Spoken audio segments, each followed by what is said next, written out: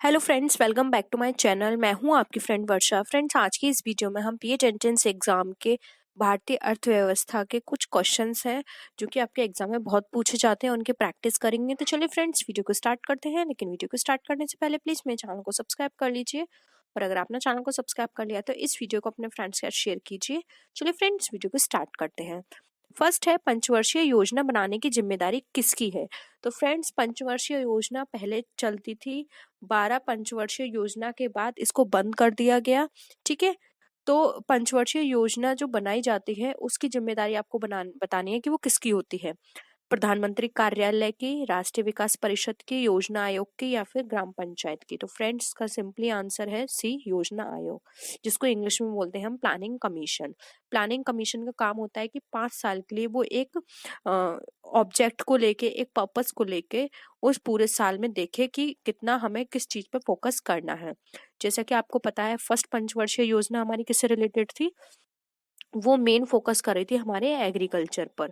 Second, हमारी industrialisation बढ़ती। जो ठीक है, आपको ये याद रखना है क्योंकि इस तरह से बहुत पूछा जाता है कि फर्स्ट ने किस पे फोकस किया, सेकंड ने किस पे फोकस किया, और यहाँ तक कि इनका जो टाइम पीरियड होता है फ्रेंड्स, वो भी बहुत पूछा जाता है। तो आपको ये कुछ चीजें याद रखनी है। और अगर आप चाहते हैं कि पंचवर्षीय योजनाओं पर हम एक पर्टिकुलर टॉपिक पे बात करें तो हम इस पर भी अपने 20 डे सीरीज में आपसे इसके बारे में डिस्कस करेंगे। नेक्स्ट आते हैं, पंचवर्षीय योजना का अंतिम प्रारूप कौन अनुमोदित करता है, यानी कि उसका जो अंतिम प्रारूप होता है उसको कौन फाइनल करता है? केंद्रीय मंत्रिमंडल, राष्ट्रीय विकास परिषद, योजना आयोग, या फिर उपरोक्त सभी? तो फ्रेंड्स, योजना आयोग बनाता है लेकिन जो फाइनल जो अप्रूवल होता है वो देता है राष्ट्रीय विकास परिषद। तो ऑप्शन बी आपका यहाँ पे राइट आंसर है। फ्रेंड्स, इन क्वेश्चन के आप बार बार प्रैक्टिस कीजिएगा क्योंकि ये क्वेश्चंस बहुत पूछे जाते हैं। नेक्स्ट है, योजना आयोग की स्थापना कब हुई? 10 मार्च 1950, 15 मार्च 1950, 16 मार्च 1951 और 20 मार्च 1950। तो फ्रेंड्स, इसका जो राइट आंसर है वो है ऑप्शन नंबर बी, 15 मार्च 1950 में योजना आयोग यानी कि प्लानिंग कमीशन की स्थापना हुई थी। नेक्स्ट है, योजना आयोग का पदेन अध्यक्ष कौन होता है, यानी कि इस योजना आयोग का हेड कौन होता है?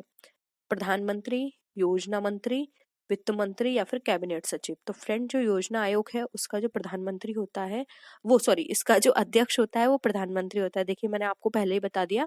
तो इसका जो हेड होगा वो उस टाइम पीरियड में जो भी प्रधानमंत्री होगा वो इसका हेड बनता है। तो ऑप्शन ए राइट आंसर है। नेक्स्ट है, भारत में योजना आयोग की स्थापना कब की गई थी? संसद के एक अधिनियम द्वारा, केंद्रीय मंत्रिमंडल के एक प्रस्ताव द्वारा, राष्ट्रपति के एक अध्यादेश द्वारा, या फिर संविधान के एक प्रावधान द्वारा? तो फ्रेंड्स, यहाँ पर बात कर रहे हैं कि योजना आयोग की स्थापना कैसे की गई थी। तो फ्रेंड्स, इसकी स्थापना की गई थी, जो केंद्रीय मंत्रिमंडल थे उन्होंने एक प्रस्ताव पास किया था उसके बाद। तो ऑप्शन बी आपका यहाँ पे राइट आंसर है।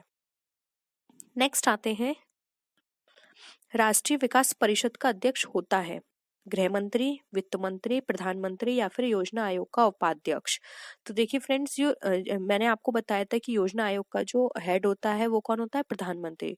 और अप्रूवल कौन देता है फाइनल? राष्ट्रीय विकास परिषद। तो इसका अध्यक्ष कौन हो जाएगा? ऑप्शन सी, प्रधानमंत्री। नेक्स्ट है,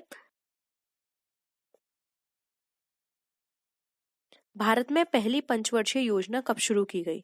1 अप्रैल 1951, 1 मई 1951, 1 जून 1952, या फिर 1 जून 1953? तो फ्रेंड्स, जो पहली पंचवर्षीय योजना थी उसकी स्टार्टिंग की गई थी 1 अप्रैल 1951 को, यानी कि प्रथम पंचवर्षीय योजना 1 अप्रैल 1951 में आई थी, जिसका जो ऑब्जेक्ट था वो था एग्रीकल्चर पर फोकस करना। नेक्स्ट है, प्रथम पंचवर्षीय योजना का मुख्य बल किस क्षेत्र पर था? देखिए, मैंने आपको पहले ही बता दिया, कृषि, उद्योग, पर्यटन, या गरीबी? तो ऑप्शन ए यहाँ पे राइट आंसर है, गरीबी। ठीक है, वो सॉरी, कृषि। ठीक है, कृषि। नेक्स्ट है, द्वितीय पंचवर्षीय योजना विकास के किस मॉडल पर आधारित है? अब आपको बताना है जो द्वितीय पंचवर्षीय योजना थी वो किस मॉडल पर आधारित थी। प्रोफेसर DR गाडगिल, MN राय, मन्ना नारायण, या फिर PC महालनोबिस?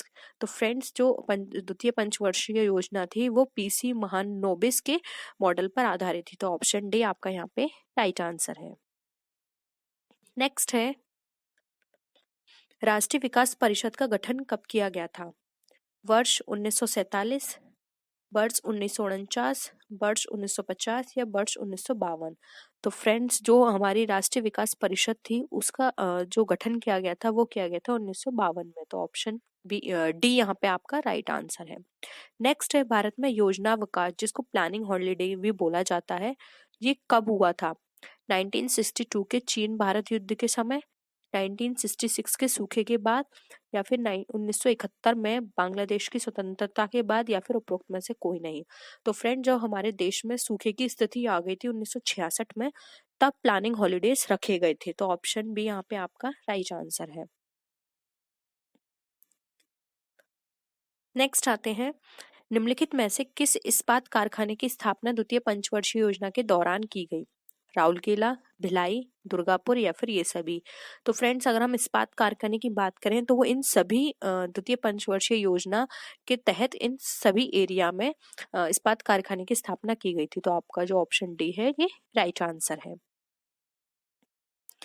नेक्स्ट है, गरीबी हटाओ तथा आत्मनिर्भरता की प्राप्ति किस योजना का मुख्य उद्योग निर्धारित की गया था? चौथी, पांचवी, सातवीं या फिर नवीं? तो फ्रेंड्स, गरीबी हटाओ और आत्मनिर्भरता की प्राप्ति की योजना की बात करें तो ये कॉन्सेप्ट था चौथी पंचवर्षीय योजना का। तो ऑप्शन यहाँ पे ए आपका राइट आंसर है। नेक्स्ट है, 10वीं पंचवर्षीय योजना के अंतर्गत कितने प्रतिशत वार्षिक विकास दर निर्धारित किया गया था? 7%, 7.5%, 8% या फिर 8.5%? तो फ्रेंड्स, ये वाला क्वेश्चन बहुत पूछा जाता है, 10वीं पंचवर्षीय योजना में कितने निर्धारित किया गया था? तो वो था 8%। ठीक है, ऑप्शन सी आपका यहाँ पे राइट आंसर है। नेक्स्ट है, भारतीय लघु उद्योग विकास बैंक का मुख्यालय कहाँ स्थित है? पटना, लखनऊ, कानपुर या फिर नई दिल्ली? तो फ्रेंड्स, अगर हम यहाँ पे लघु उद्योग विकास बैंक की बात करें तो इसका जो मुख्यालय है वो है लखनऊ में स्थित। तो ऑप्शन बी आपका यहाँ पे राइट आंसर है। नेक्स्ट है, मुद्रास्फीति की माप के लिए किस वर्ष को आधार वर्ष माना गया? 1978 से 79, 1981 से 82, 1993 से 1994 या फिर 1999 से 2000? तो फ्रेंड्स, अगर हम यहाँ पे मुद्रास्फीति की माप की बात करें तो इसके लिए जो आधार वर्ष माना गया था वो था 1993 से 1994, एक साल के लिए। तो ऑप्शन बी, ये इसको आधार वर्ष माना गया, इसके अकॉर्डिंग मुद्रास्फीति की माप की जाती है। तो फ्रेंड्स, सी यहाँ पे ऑप्शन आपका राइट आंसर है। नेक्स्ट आते हैं, निम्नलिखित में से केंद्र सरकार द्वारा लगाए जाने वाला कर कौन सा है? सीमा, आय, निगम या ये सभी? फ्रेंड्स, ये क्वेश्चन के अकॉर्डिंग आंसर है। ठीक है, तो यहाँ पर जो आपका राइट आंसर होगा वो होगा ऑप्शन नंबर डी, ये सभी। नेक्स्ट है, निम्नलिखित में से अप्रत्यक्ष कर क्या है? उत्पादन शुल्क, सीमा शुल्क, तटकर या फिर ये सभी? तो फ्रेंड्स, अप्रत्यक्ष कर की बात करें तो ऑप्शन डी आपका यहाँ पे राइट आंसर है। नेक्स्ट है, रेखा समिति का संबंध है प्रत्यक्ष कर से, कर सुधारों से, अप्रत्यक्ष कर से या फिर इन सभी से? तो फ्रेंड्स, रेखा समिति की बात करें तो इसका संबंध होता है अप्रत्यक्ष कर से। तो ऑप्शन सी आपका यहाँ पे राइट आंसर है। नेक्स्ट है, बिक्री कर किसकी आय का महत्वपूर्ण भाग है? राज्य सरकार, केंद्र सरकार, ग्राम पंचायत या फिर ये सभी? तो फ्रेंड्स, बिक्री कर की बात करें तो ये कार्य होता है राज्य सरकार का। तो ऑप्शन ए आपका यहाँ पे राइट आंसर है। नेक्स्ट है, भारत को अधिकतम कर आय प्राप्त होती है, यानी बताना है भारत को सबसे ज्यादा जो आय होती है कर आय यानी कि टैक्स से जो इनकम जनरेट होती है वो किससे होती है? निगम कर से, उत्पाद शुल्क से, आयात शुल्क से या फिर निर्यात शुल्क से? तो फ्रेंड, भारत को ये सबसे ज्यादा कर प्राप्त होता है वो प्राप्त होता है उत्पादक शुल्क से। तो ऑप्शन बी आपका राइट आंसर है। नेक्स्ट है, निम्नलिखित प्रत्यक्ष करों में से किस कर से सरकार को अधिकतम आय की प्राप्ति होती है? निगम कर, आयकर, संपत्ति कर एंड दान कर? देखिए, ऊपर भी वही क्वेश्चन था, नीचे भी यही है, बट आपको क्या है, क्वेश्चन थोड़ा सा बस स्लाइटली डिफरेंट है और आपको उसमें से आंसर देना है, यानी कि आप कंफ्यूज मत होइएगा, आपको आंसर सिर्फ अपने क्वेश्चंस के और ऑप्शंस के अकॉर्डिंग ही देना है।